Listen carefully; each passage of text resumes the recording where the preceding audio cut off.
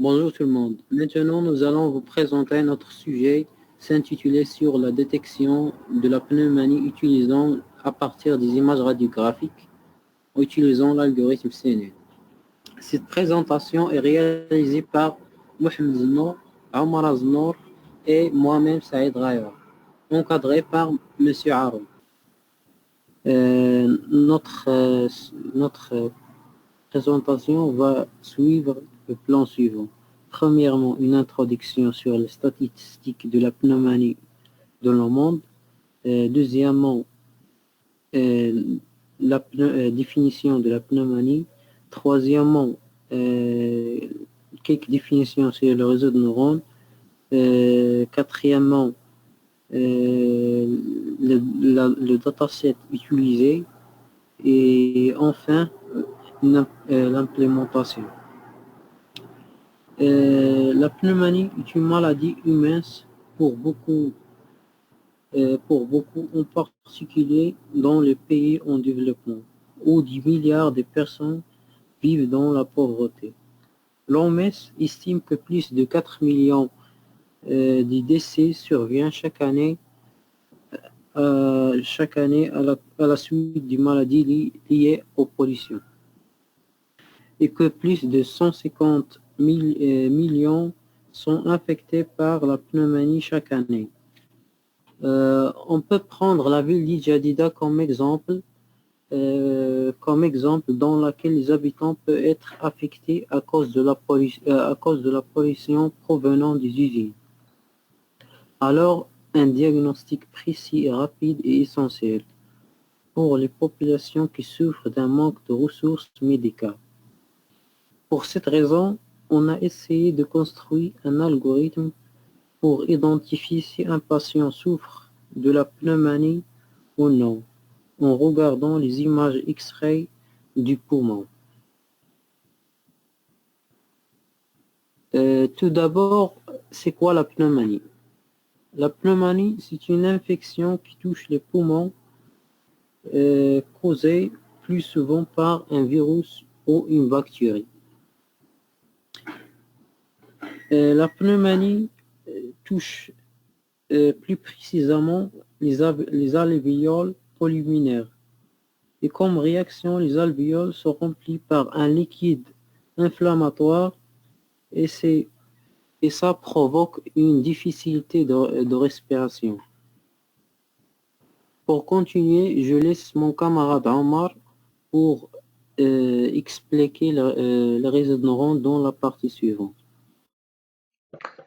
Merci mon collègue Saïd. On passe maintenant à la définition du réseau de neurones convolutifs CNN et la classification des images. Les réseaux de neurones convolutifs sont une architecture particulière du réseau de neurones artificiels proposé par Alain Lacune en 1988. Le CNN utilise certaines caractéristiques de cortex visuel et l'un des utilisations les plus populaires de cette architecture et la classification des images. Par exemple, on trouve Facebook qui utilise CNN pour les algorithmes de marquage automatique. On trouve aussi Amazon qui utilise ces réseaux de neurones convolutifs pour générer des recommandations de produits. Google ici utilise CNN pour la recherche avec des photos. Bien sûr, la tâche principale de la classification des images est l'acceptation de l'image d'entrée et la définition suivante de sa classe. Ces compétences que les gens apparents dès leur naissance ils sont capables de déterminer facilement que l'image sur la photo est un éléphant, mais l'ordinateur voit les images d'une manière très différente. Comme vous connaissez, l'image pour un ordinateur, c'est une matrice qui compose d'un ensemble de chiffres. Il est un peu difficile de connaître ce qu'elle présente cette page-là. Pour résoudre ce problème, l'ordinateur recherche des caractéristiques au niveau de base dans la compréhension humaine. Ces caractéristiques sont par exemple le tronc ou du grand oreille. Mais pour l'ordinateur, ces caractéristiques sont des limites du courbure, etc. Puis à travers des groupes de couches convolutionnées, l'ordinateur construit des concepts plus abstraits. Plus précisément, l'image est passée à travers une série de couches convolutionnelles non linéaires regroupées en entièrement connectées puis générer la sortie. Pour aller un peu dans le détail, on va expliquer les différentes couches de cette architecture. Alors, tout d'abord, c'est quoi une convolution layer? La couche convolutionnelle est toujours la première couche. Imagine que l'écriture de la matrice d'entrée commence en haut à gauche de l'image. Ensuite, le programme sélectionne une matrice plus petite à cet endroit, ce qu'on appelle les filtres, ou bien un neurone ou le noyau, qu'on présente la figure ci-dessus. Le filtre produit alors une convolution, c'est-à-dire qu'il se déplace le long de l'image d'entrée.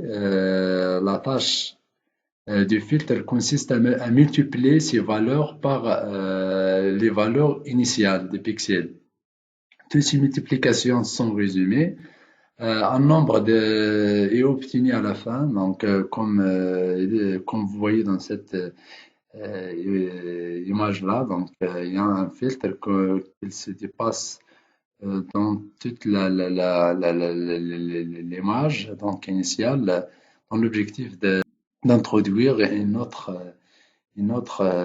bien sûr, une autre image et un peu diminuer la taille de l'image.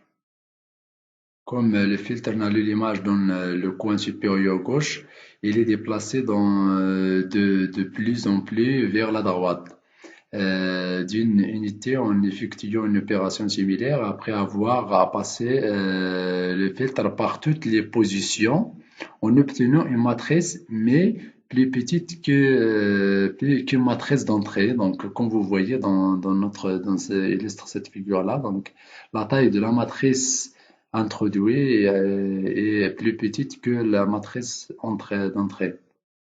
Cette opération d'un point de vue humain est analogue à l'identification des limites et des couleurs simples sur l'image, mais pour reconnaître les propriétés d'un niveau supérieur comme le tronc ou le grand oreille, il faut tout le réseau.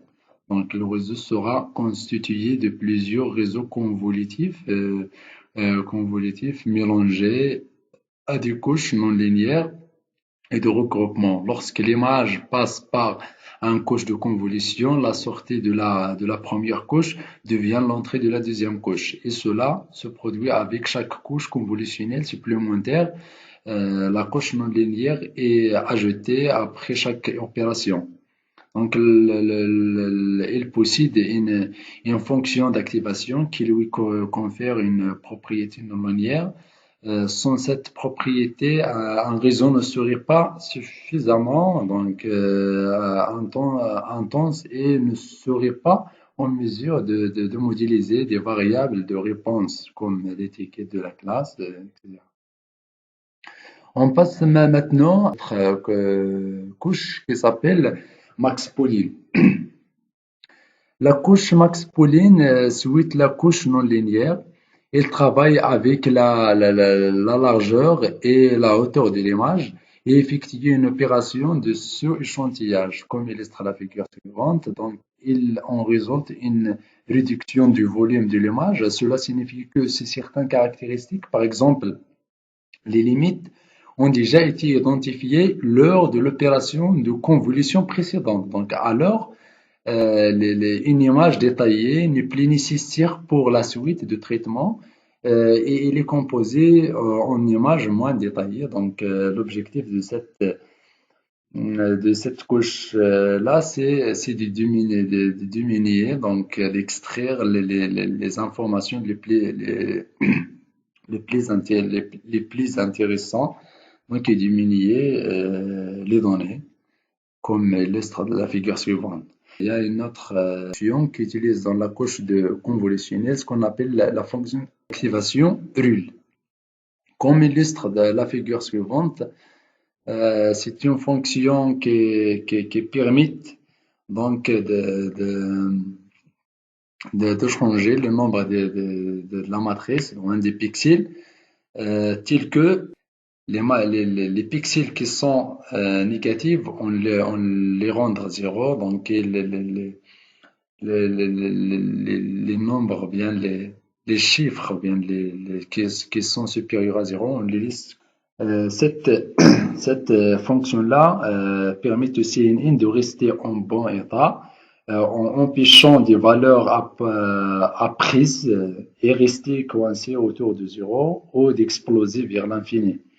Donc les résultats d'une couche RUL donc, est la même et de la même taille que ce qui lui passait en entrée, avec simplement toutes les valeurs négatives et en limité. Donc, comme j'ai déjà expliqué, donc on rend seulement les nombres qui sont négatifs, on les rend à zéro. C'est bien. Donc, on passe maintenant à la troisième couche qui s'appelle Fully Connected Neural Network. Une fois la série de couches convolutionnelles non linéaires et de regroupement terminée, il est nécessaire d'attacher une couche entièrement connectée. Cette couche prend des informations de sortie des réseaux convolutifs. L'attachement d'une couche entière connectée à l'extrémité du réseau dans un vecteur de n dimensions, ON, et la quantité de classes parmi lesquelles le modèle sélectionne la classe souhaitée. Donc, comme illustre la figure suivante, on a des inputs, et on a des neurones, un ensemble de neurones, et là on a l'output. Avant de commencer à présenter l'architecture générale de notre algorithme proposé, on va tout d'abord présenter les données sur lesquelles on est travaillé. Généralement, l'ensemble des données sur lesquelles on est travaillé est composé de trois dossiers principaux. L'un de test, et l'autre pour le train, et le troisième pour la validation, comme vous voyez. Donc, chacun de ces fichiers contient deux fichiers. Un pour les images radiographiques normales, et l'autre contient les images radiographiques des images infectées par la pneumonie. Au total, on a 5956 radiographiques des poitrines antérieures et postérieures ont été soigneusement choisis parmi des patients pédiatriques rétrospectives âgés de 1 à 5 ans. Pour l'équilibre, la proportion des données effectuées, l'ensemble des formations et de validation, la catégorie de données d'origine a été modifiée. Nous avons réorganisé l'ensemble des données en un ensemble d'entraînement et de validation uniquement.